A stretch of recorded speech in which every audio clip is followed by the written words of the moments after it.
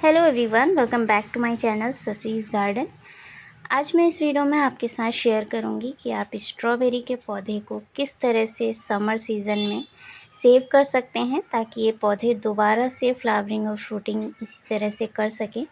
तो April month चल रहा है और इसमें से अभी भी मुझे फ्रूटिंग मिल रही है, लेकिन फ्रूट का साइज़ आप देख सकते हैं छोटा होने लगा है और फ्लावर भी बहुत कम हो गए हैं। तो इस पौधे से मैंने बहुत बार हार्वेस्टिंग ली है, मैंने आपके साथ कई बारी वीडियो भी शेयर किया है और ये हार्वेस्टिंग मैं इस पौधे से लास्ट बार ले रही हूँ। इसके बाद इसमें कोई भी फ्लावर नहीं आएगा क्योंकि गर्मियाँ बहुत तेज़ी से बढ़ रही हैं। टेम्परेचर दिन पे दिन जिस तरह से बढ़ रहा है उससे इस पौधे की पत्तियाँ किनारे से बर्न होना स्टार्ट हो गई हैं। तो ऐसे में इस पौधे को सेव करना बहुत ज़रूरी है। अगर आप इसे इसी तरह से खुली धूप में रखेंगे तो ये पौधा जल्दी ख़राब हो जाएगा। इस पौधे को सेव हम कर सकते हैं समर सीज़न में अगर कुछ चीज़ों का हम ध्यान रखते हैं। ये पौधा नर्सरी में हमें महंगा मिलता है, इसलिए हम इन पौधों को अगर सेव कर लेते हैं दोबारा से नेक्स्ट सीज़न के लिए तो ये पौधे हमें दोबारा से इसी तरह से फ्रूटिंग देंगे। अगर हम इन पौधों को बचा ले जाते हैं तो इनके कई सारे रनर्स निकलते हैं बारिश के सीज़न में, तब हम इनसे पौधे मल्टीप्लाई कर सकते हैं, बहुत सारे पौधे तैयार कर सकते हैं। तो अभी सही समय है इन पौधों को सेव करने का। तो अभी जैसा कि आप देख रहे हैं ये 12 बाई 12 इंच के प्लांटर में मैंने इन्हें लगा रखा है। तो इनसे मैं इन पौधों को निकाल करके नर्सरी वाले बैग्स मेरे पास रखे हुए हैं, जिन बैग्स में लगा हुआ मैं इन्हें लेकर के आई थी, उन्हीं बैग में दोबारा से मैं इन्हें शिफ्ट करने वाली हूँ। तो मोस्टली हम यही करते हैं कि पौधे जब इस तरह से लेकर के आते हैं स्ट्रॉबेरी के, तो ये पौधे एक सीज़न फ्लावरिंग फ्रूटिंग बहुत अच्छे से करते हैं, बहुत अच्छी हार्वेस्टिंग भी हमें देते हैं। उसके बाद जैसे ही इनका सीज़न जाता है तो ये पौधे सूखने लग जाते हैं, तो हमें लगता है कि ये पौधे ख़राब हो गए हैं और हम इन पौधों को हटा देते हैं। तो ऐसा हमें नहीं करना चाहिए। ये पौधे हमें इन पौधों से हमें कई पौधे दोबारा से मिल सकते हैं।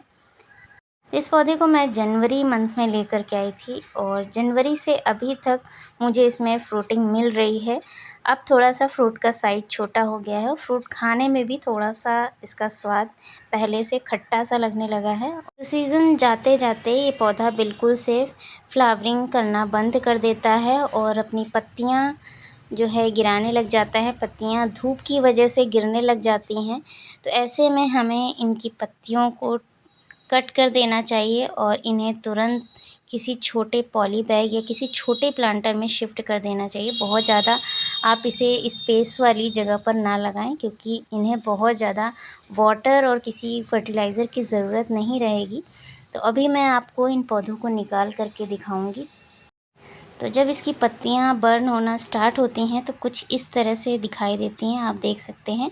ये किनारे से आपको इस तरह से जली हुई पत्तियां दिखाई देने लगेंगी और धीरे धीरे ये पत्तियां सूखने लग जाती हैं क्योंकि ये पौधा विंटर सीज़न में ही फलता फूलता है, इसलिए बहुत ज़्यादा टेम्परेचर ये पौधा नहीं झेल पाता है।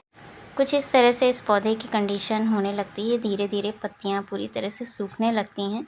तो इस पौधे को निकालने से पहले मैंने इसमें पानी दे दिया था ताकि मिट्टी थोड़ी सी सॉफ्ट हो जाए, पौधे को निकालने में किसी भी तरह की प्रॉब्लम ना आए। तो मिट्टी सॉफ्ट हो गई है और अब मैं इसकी कर लूँगी थोड़ी सी गुड़ाई। धीरे धीरे साइड साइड की जो मिट्टी है उसे अच्छे से लूज़ कर लूँगी ताकि जो है पौधे को मैं आराम से निकाल सकूँ।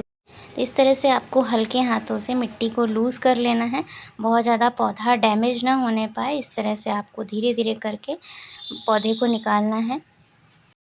थोड़ी बहुत मिट्टी को लूज़ करने के बाद मैंने इस तरह से प्लांटर को नीचे की तरफ इस तरह से लिटा दिया है। उसके बाद मैं मिट्टी को निकाल रही हूँ। तो इस तरह से प्लांटर को टैप करने से भी पौधा आसानी से बाहर निकल आएगा।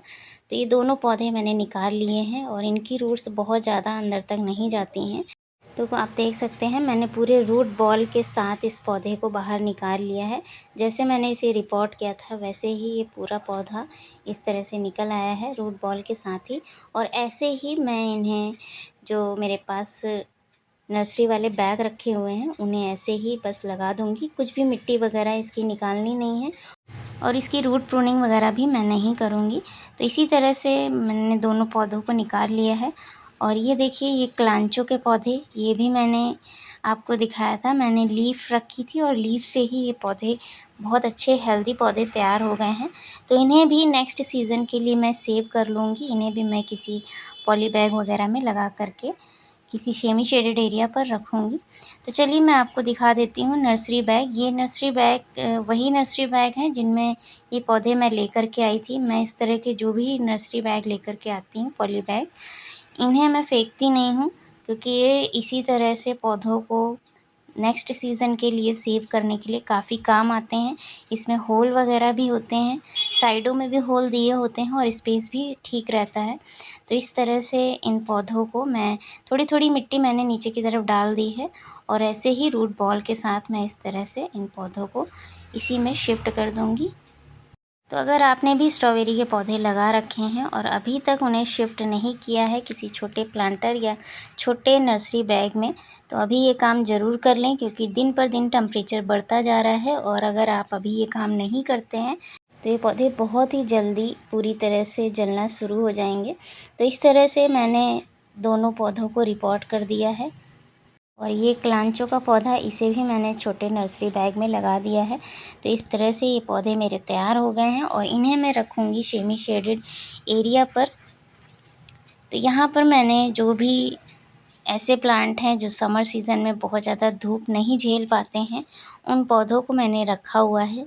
आप देख सकते हैं, ये बिल्कुल साइड में रखा हुआ है। यहाँ पर सुबह 9 से 10 बजे तक की ही धूप मिलती है, तो 2 से 3 घंटे की धूप भी मिलना इन पौधों को ज़रूरी है। आप बिल्कुल से इन्हें शेडी एरिया पर भी ना रखें। बिल्कुल से अगर शेडी एरिया पर रख देंगे तो भी ये पौधे सर्वाइव नहीं करेंगे। तो मॉर्निंग की 2 से 3 घंटे की जो हल्की धूप होती है वो इन पौधों को अगर मिल जाती है, तो आप देखेंगे कि इसमें नई नई लीव्स भी निकलना स्टार्ट हो जाएंगी। और अभी मैं इन जो भी ये पत्तियां इसमें बर्न आपको दिखाई दे रही हैं, इन पत्तियों को मैं कट कर दूंगी ताकि इसमें जो नई लीफ है वो निकल सके। दूसरी चीज़ है, आपको पानी का भी ध्यान रखना है। वाटरिंग आपको सुबह शाम, मिट्टी जब भी सूखी दिखाई दे तब आप इसमें पानी ज़रूर दें। मिट्टी हल्की सी नम रहेगी तो पौधे आपके हेल्दी रहेंगे। और जैसा कि मई जून का मंथ लगेगा तो बहुत ज़्यादा टेम्परेचर रहेगा, ऐसे में आपको इस पौधे को बिल्कुल भी फर्टिलाइज़र नहीं देना है। जैसे बारिशें स्टार्ट होंगी तब आप इन्हें फर्टिलाइज़ कर सकते हैं। तब इनमें आपको रनर्स दिखाई देंगे, बहुत सारे रनर्स निकलते हैं। एक पौधे में 5 से 6 रनर्स निकलते हैं। तब आप इन पौधों को रनर्स से मल्टीप्लाई कर सकते हैं। तो इस तरह से आप एक पौधे से कई पौधे भी तैयार कर सकते हैं। बारिश के सीज़न में दोबारा से इन पौधों की ग्रोथ आपको देखने को मिलेगी। तो ये जो तरीका है इन पौधों को सेव करने का, वो मैंने आपको पूरा डिटेल में इस वीडियो में शेयर किया है। तो आज का ये वीडियो अगर आपको पसंद आया हो तो प्लीज़ मुझे कमेंट करके ज़रूर बताइएगा। और इसके अपडेट के लिए मेरे चैनल को सब्सक्राइब ज़रूर कर लीजिएगा, ताकि इसका अपडेट मैं आपको समय समय पर देती रहूँ। तो मिलते हैं फिर से इसी तरह के एक और नए वीडियो में। तब तक के लिए thank you so much for watching.